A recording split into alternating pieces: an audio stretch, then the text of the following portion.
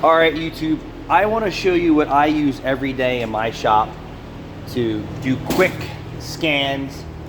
For me, I could diagnose with this tool. Other people probably cannot. But it is a tool. Of course, it is a tool. This is the Bluepoint EECR3A. This thing does what I need to do.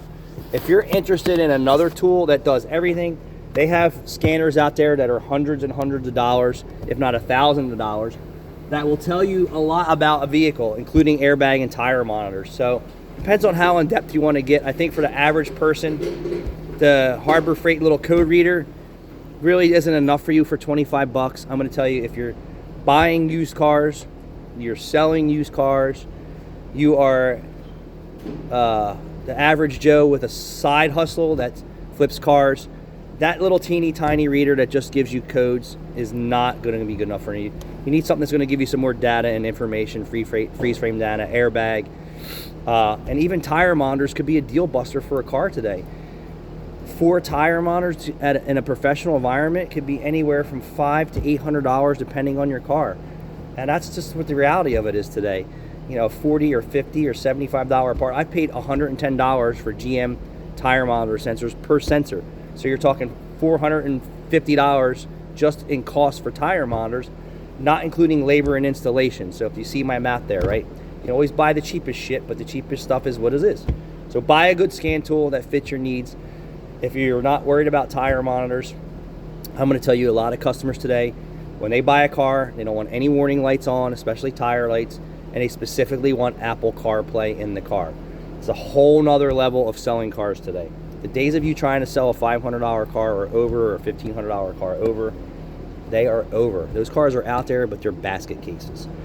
So we're onto this Jeep. So what you want to do is you want to get the ignition in the accessory third position or running, it doesn't matter. And then you want to plug your code reader or your scan tool into the diagnostic connector. Most diagnostic connectors, are under the dash somewhere. And it's going to look like the female side of this plug. You should have a flashlight with you. Some are black, some are white, some are not, some are illuminated. Once you plug it in, your scan tool should light up. Some of them are battery operated and they still will light up with no communications. That's a whole nother problem. If you can't gain communications, move on. That vehicle's not for you. So what we're going to do now is, here's the codes in this car. The customer's original complaint was that she had no heat. Forget about the tires that are trashed and the oil pissing out of it and the airbag lights on and on and on and on. Focusing on what the car has in the system right now. At the top, you will notice all the green lights. Green lights are good. Any lights that are red or flashing is a problem. That is a warning to you. So this has a complaint for heat problems. Yep, the thermostat and the computer are saying there is a thermostat issue, and that system needs further diagnostics. In most cases, it just needs a thermostat.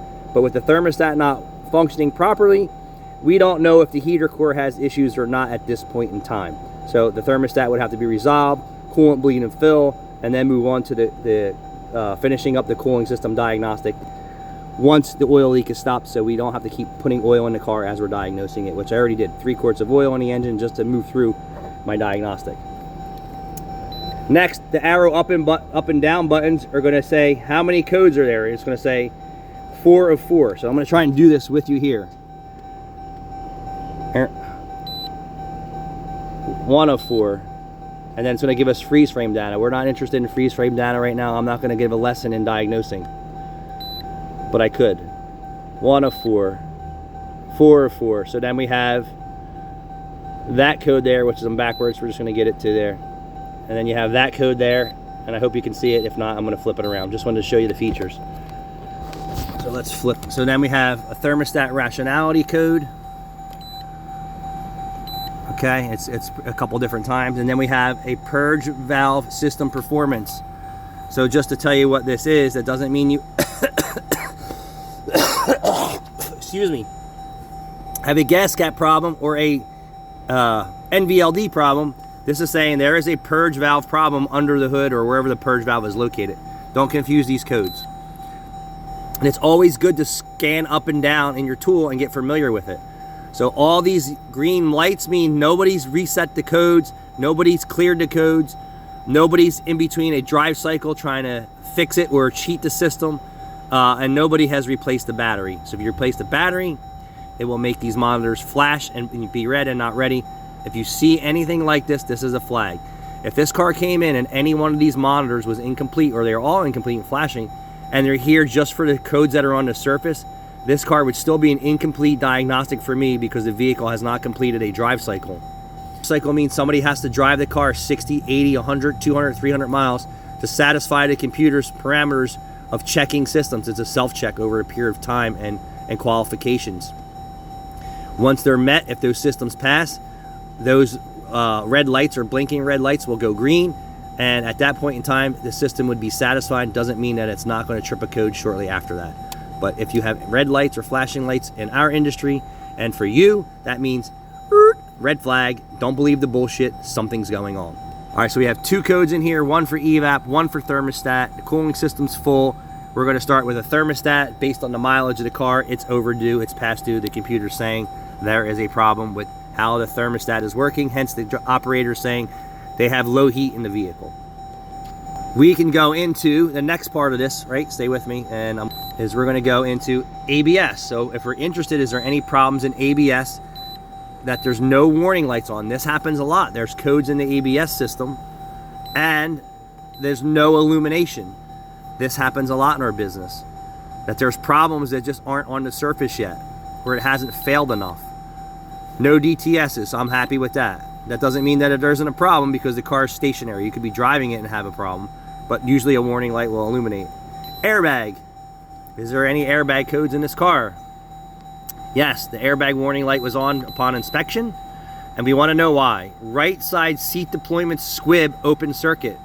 That means passenger side seat airbag. If it's it's not an air curtain, it's saying seat, meaning the seat. Read what it says, the seat. This could get extremely expensive to fix, or it could be simply easy to fix. Experiences are, if it said resistance issues, there is a trick for resistance issues that we do here, and usually resolve that. It could be ripped out wire harnesses. It could need a new seat. This could be costly to everyone. Used seats in the junkyard that are 3rd, 4th generation airbag systems, ridiculous. $500, $800 for a used seat. Unbelievable. So I hope this helps somebody out here. We didn't even get into tire monitor diagnostic because this vehicle has a tire light on. But I already did that for the customer and diagnosed that the tire monitors are doing their job at this point in time. That 3 of the tires are in unsafe conditions and don't hold air properly. That's it. So this is just a simple thing that you can do. You know, you can buy the cheaper scan tools, but it limits the information that you have to become a better vehicle purchaser or buyer. And if you're not doing it all the time, I understand why you want to buy a $25 code reader just to get through things. I'm not shaming on you at all. I had them, but they don't serve a purpose enough for me.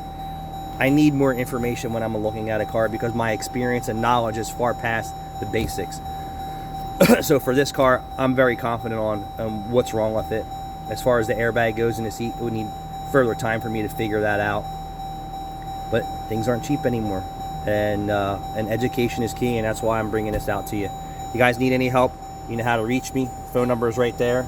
You know the face, you know the name, you know the quality of work here, and the information. Thanks for watching.